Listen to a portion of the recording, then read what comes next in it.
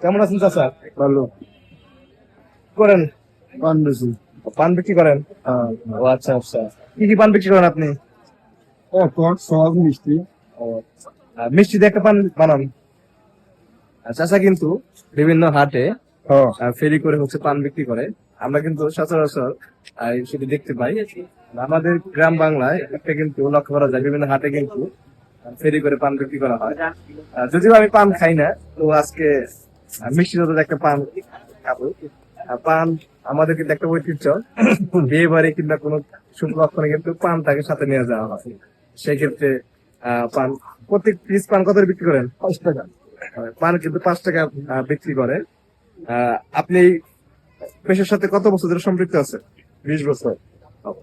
উনি কিন্তু এই পেশার সাথে 20 বছর ধরে সম্পৃক্ত আছে। আপনি কোথায় কোথায় যা পান বিক্রি করছেন এই পর্যন্ত? 5 টাকা দই দেই। 5 থানা।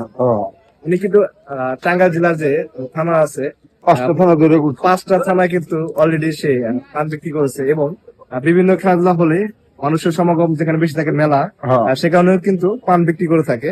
ওনার 20 বছর ধরে এই পান বিক্রেতার সাথে সম্পৃক্ত। আপনি কি এর মাধ্যমে কি জীবন জীবিকা নির্ভর করে? খুব কষ্ট জীবন। ও, আগের মতো বেঁচে কিনি না? না না, খুব কষ্টের জীবন কাটাইছে। ও আচ্ছা আচ্ছা, তারপরে তো হাল ছাড়েন নাই। না, আপনি অসংখ্য ধন্যবাদ যে না কোনো কাজের সাথে সম্পৃক্ত আছেন। আপনার এখন বয়স কত হয়েছে?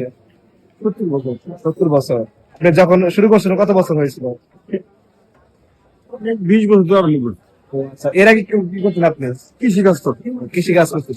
কৃষি কাজ করতেন, কৃষি কাজের পাশাপাশি কিন্তু উনি কিন্তু এই পান বিক্রি করেন, যে এটি তার এক্সট্রা অর্থনৈতিক যোগান দিবে, যার জন্য এভাবেই পরিবার ভরণ পোষণ উনি নিবিয়ে থাকে।